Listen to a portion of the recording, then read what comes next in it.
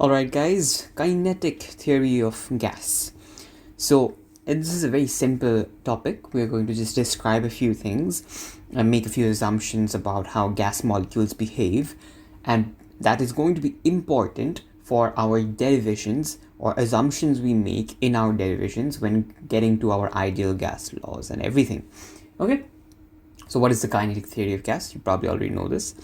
According to Brownian motion, particles are in constant I'm going to take the white. Particles are in constant random motion in a fluid like liquid or gas. Now, due to the movement of the fluid molecules, this Brownian motion is observed. Okay, now they keep colliding and they change trajectories in the process of moving around. And this entire process can be observed usually under a microscope. Sometimes you can see with the naked eye because you can see, let's say, leaves moving around or any other smaller particulate sort of substance you can see moving around on a still liquid bucket, let's say, right? Amazing. So really the moral of the story is molecules are in fluids are always in constant random motion. Okay, so they are always moving around, right? And you know this about fluids. Okay, gas, liquid, they're always moving around. The particles, the molecules are moving around. H2O molecules moving around. The gaseous molecules, O2, H2, N2, all moving around constantly. This assumption is important because this assumption will allow us to get to equations relating to pressure. Why does pressure exist? Pressures exist because molecules collide with your boundaries, with your walls, and that collision happens because molecules are always moving. So this assumption of fluid is very, very important. You need to understand that.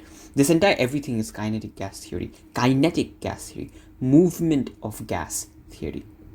Okay, and the movement of gas has a few assumptions. Those are exactly what we're going through. Amazing. So the kinetic theory of gas is based on two properties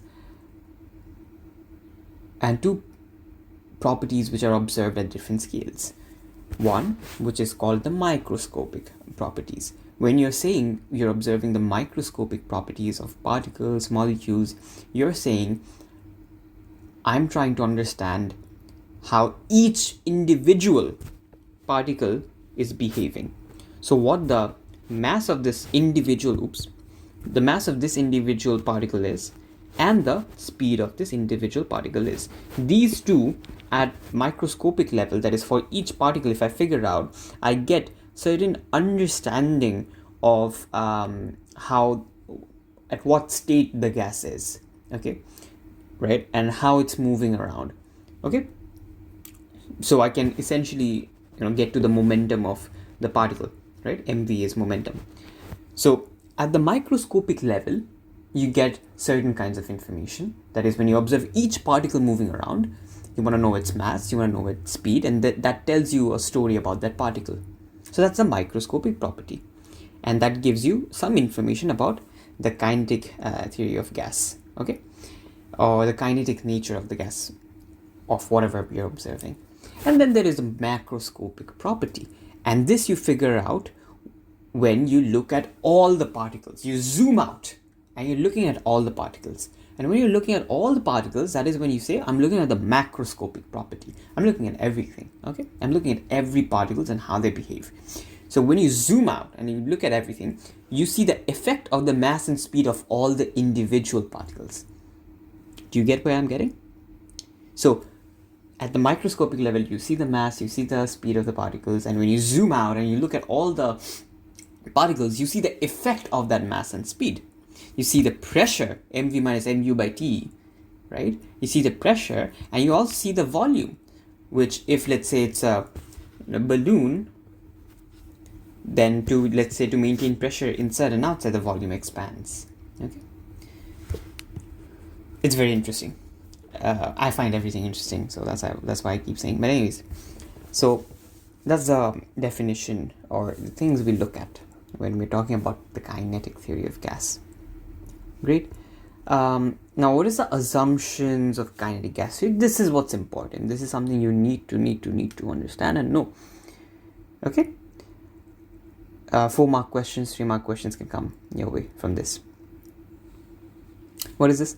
So let's say the first assumption we are going to make about kinetic in the kinetic gas theory. So this is important when we are working with ideal gases. Okay. So whenever you're working with ideal gases, these assumptions need to be made. Otherwise, certain calculations cannot work out. First assumption: molecules of gases act like perfect spheres, causing a completely elastic collision. For elastic collisions, you want to make sure each of the particles are perfectly sphere, and when they collide, they perfectly bounce off of each other.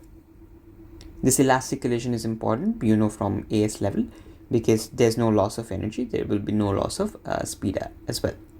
Okay, so the conversation of relative speed and all that in elastic collisions, so you can revise that a bit if you want, but the first assumption we make is it's an elastic collision and they are perfectly spherical shaped. Okay.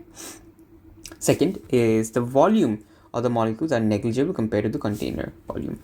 So let's see if you have a volume like this. That's why initially, even in the last videos, I mentioned that for having the ideal gas assumption to be made, you need a low pressure, high volume and high temperature, because in that case you have fewer molecules or particles with respect to the volume of the container.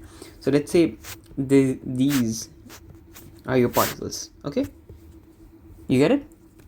And compared to the entire volume of the container, these particles only occupy these small volumes individually. So if I had to redraw this and put all the molecules in a small corner, they would barely occupy 1, 2, 3, 4, 5, 6 this much, while this entire place is empty, right?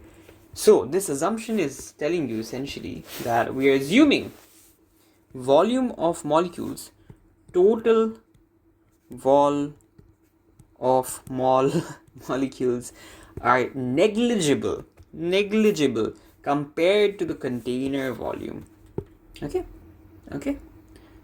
so volume of particles total divided by volume of container is practically 0. Do we get that? Amazing. It's close to 0. Great. Third thing is the time of contact while collision is taking place is negligible compared to the time in between. This assumption is important when we do the derivation. Okay, but still I'll explain it somewhat over here. When you're doing the derivation of the kinetic gas theory, you don't know what I'm talking about right now, so don't make faces. When I'll explain what we are going to derive in the next video. We are not deriving in this video, but basically we're going to get to an equation for the kinetic energy and also ideal gas law. We're going to derive it, and in doing that we assume a few things, and this is one of the very important assumptions there. Everything, all of these are considered actually. 1, 2, 3, 4, 5, all of these are considered, but 3 is very important for the calculation part. We say that when the particle is going in and colliding and coming out, this instance where the particle collides with wall is almost instantaneous, meaning your del T of collision is 0. Almost 0. Okay.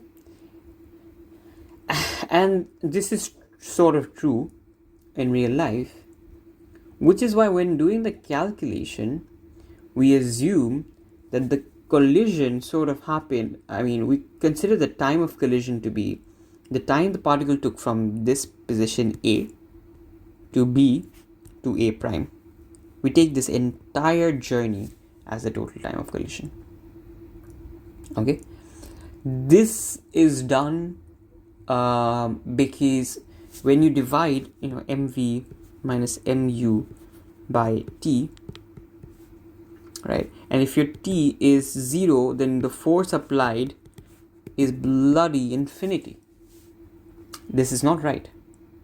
Okay, and the reason, you may argue with me, my friend, that how on earth can I take the time for the entire journey?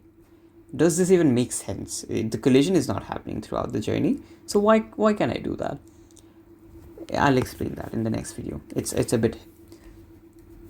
I had this gripe when I was learning this for the longest period. I spent days trying to understand this, but there was no clear answer.